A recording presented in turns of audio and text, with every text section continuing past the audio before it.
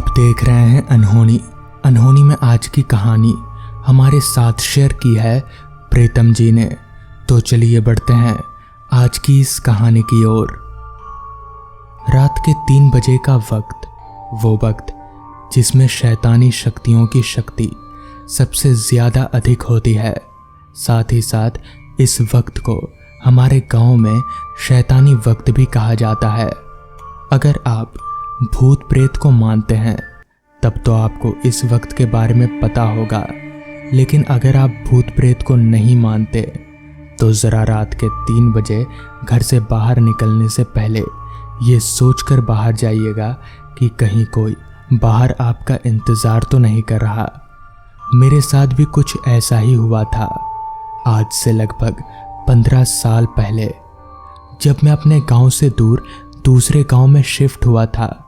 वो भी इसलिए क्योंकि मेरी नौकरी उस गांव के एक बड़ी सी फैक्ट्री में लगी थी। मेरी नौकरी सुबह 9 बजे से रात के 9 बजे तक की थी।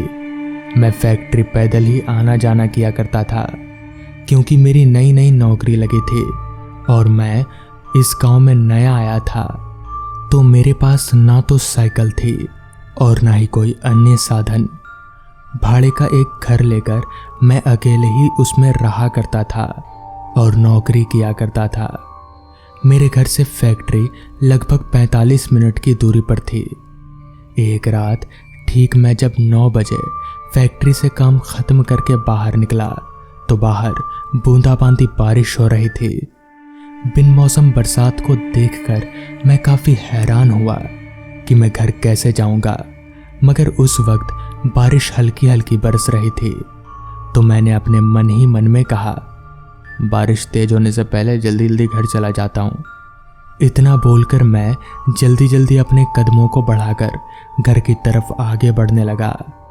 मगर जैसे ही मैं चलकर आधे रास्ते तक पहुंचा तो वही बूंदाबांदी बारिश मूसलाधार बारिश में बदल गई। अचानक बारिश के तेज होते ही मैं एकदम से चौंक गया कि अब मैं क्या करूं। जिस रास्ते पर आगे बढ़ रहा था उस रास्ते पर दूर दूर तक ना तो मुझे कोई दुकान दिख रही थी और ना ही कोई इंसान। बस रास्ते के किनारे लंबे लंबे पेड़ और एक छोटा सा घर दिख रहा था। मगर मैं लगभग 1 हफ्ते से इस रास्ते पर आना जाना कर रहा हूँ, मगर मैंने आज तक उस घर को किसी भी तरह से नहीं देखा था। खैर, बारिश भी काफ़ी तेज हो गई थी और साथ ही साथ बिजली भी काफ़ी तेज गरज रहे थे। इसलिए मैंने ये सोचा कि क्यों ना बारिश रुकने तक उसी घर में रुका जाए। इतना सोचकर मैं उस घर के दरवाजे के पास गया तो उस घर के दरवाजे के पास मैंने देखा कि घर का दरवाज़ा आधा खुला हुआ है। पहले पहले तो मैंने सोचा कि शायद घर में कोई होगा, मगर 2-3 बार आवाज़ लगाने पर भी मुझे घर के अंदर से कोई जवाब नहीं मिला। तो मैं दरवाज़ा खोलकर धीरे धीरे घर के अंदर दाखिल हुआ तो घर के अंदर का माहौल एकदम अंधेरे में डूबा हुआ था। घर के अंदर इतने अंधेरे को देखकर मैंने अपनी जेब से लाइटर निकालकर जलाया।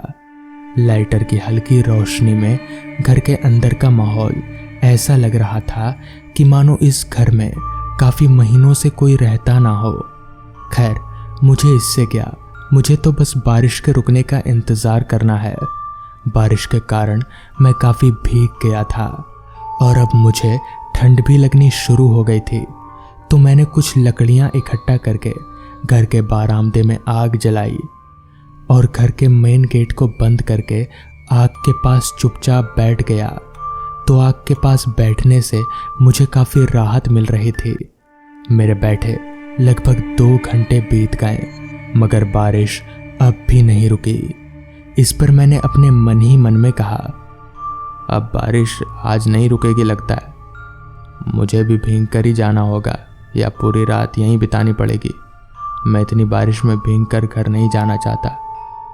तो मैंने तय किया कि मैं पूरी रात इसी आग के पास बैठकर गुजार लूँगा, जिसके बाद मैं चुपचाप आग के पास बैठा रहा। कुछ देर बैठने के बाद मुझे हल्की नींद आने लगी। धीरे धीरे मुझे काफ़ी नींद आने लगी। अभी मैं सोने ही वाला था कि तभी मुझे बाहर किसी के चलने की आवाज़ सुनाई पड़ी। वो आवाज़ इस तरह से आ रही थी कि मानो कोई बाहर से चलते हुए घर के करीब आ रहा हो। उस पैर की आवाज़ को सुनकर मैं एकदम से चौंक गया कि कहीं घर का मालिक चलकर तो नहीं आ रहा। अगर घर का मालिक होगा तो मुझे देखकर क्या सोचेगा कि उसके घर में मैं बिना पूछे कैसे अंदर आ गया। एक बार को तो मैंने सोचा कि मैं कहीं छुप जाता हूँ, मगर फिर दूसरे ही पल मैंने अपने मन ही मन में कहा कि अगर मैं छुप जाऊंगा तो कहीं वो आदमी मुझे चोर समझकर मारने लग जाएगा। ये सोचकर मैं चुपचाप अपनी जगह पर बैठा रहा।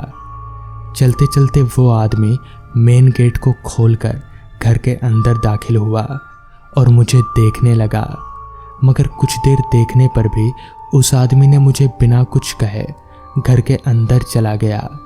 उस आदमी के इस बर्ताव से मैं जहां हैरान हुआ, 2-3 मिनट अंदर बिताने के बाद वो आदमी वापस से चलते हुए मेरे पास आया और आग के पास आकर बैठ गया, जिस पर मैंने उस आदमी से कहा, आप इस घर के मालिक हैं क्या? इस पर उस आदमी ने कोई जवाब नहीं दिया, पर कुछ देर चुप रहने के बाद उस आदमी ने कहा, आप यहाँ बारिश से बचने के लिए बैठे हैं क्या? इस पर मैंने अपना सिर हाँ में हिलाया। फिर उस आदमी ने कहा, इस घर के मालिक की मौत कुछ महीनों पहले ही हो गई है। वो उसका बेटा शहर में काम किया करता था और वो अकेले ही इस घर में रहता था। उसकी पत्नी की मौत काफ़ी सालों पहले ही हो गई थी। बस बाप बेटे ही थे। एक दिन अचानक उसे खबर मिली कि उसके बेटे के शहर में एक्सीडेंट होकर मौत हो गई है। ये खबर वो बर्दाश्त नहीं कर सका और अपने घर के पीछे वाली तालाब में जाकर खुदकुशी कर ली।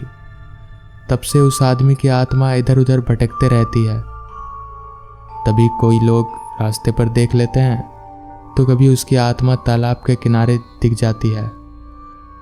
अब हम दोनों को बात करते हुए लगभग 2 घंटे बीत गए थे, मगर मैंने एक बात पर गौर किया कि वो आदमी जैसे भीग कर आया था अभी भी वैसे ही भींगा हुआ है।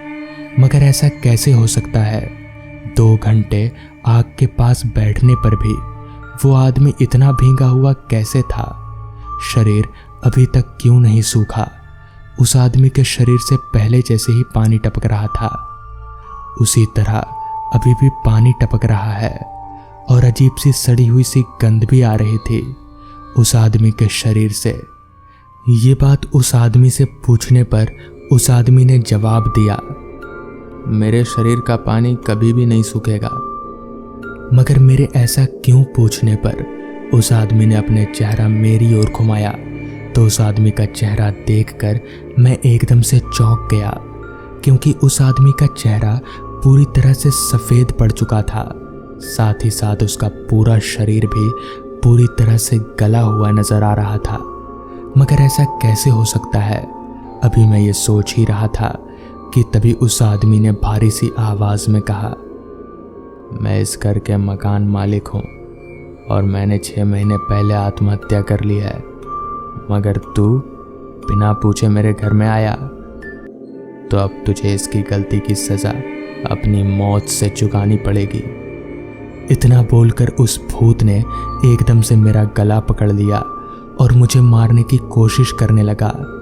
मैं ज़ोर ज़ोर से चीख रहा था, मगर दूर दूर तक कोई घर ना होने के कारण मेरे चीखने का कोई फ़ायदा मुझे नज़र नहीं आ रहा था कि तभी मैं ज़ोर ज़ोर से गायत्री मंत्र का जाप करने लगा, जिससे वो भूत मुझे छोड़कर एकदम से गायब हो गया और मैं बारिश में भीगता हुआ वहाँ से भागकर गांव अपने घर आ गया।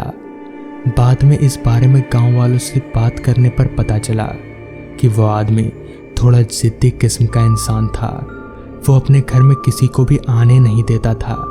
अकेले रह रहकर उसे अकेलेपन की आदत हो गई थी और आज भी कोई गलती से भी अगर उसके घर में चला जाता है तो उसकी आत्मा उसे मार डालती है, जिसके बाद से मैं भूल कर भी आते जाते वक्त उस घर की तरफ नहीं देखता हूँ। तो दोस्तों, ये थी आज की कहानी। अगर आपको ये कहानी पसंद आई हो तो चैनल को ज़रूर सब्सक्राइब कर लें। तो मैं आपका दोस्त आर्यन जल्द ही मिलूँगा आपसे ऐसी ही एक डरावनी कहानी के साथ।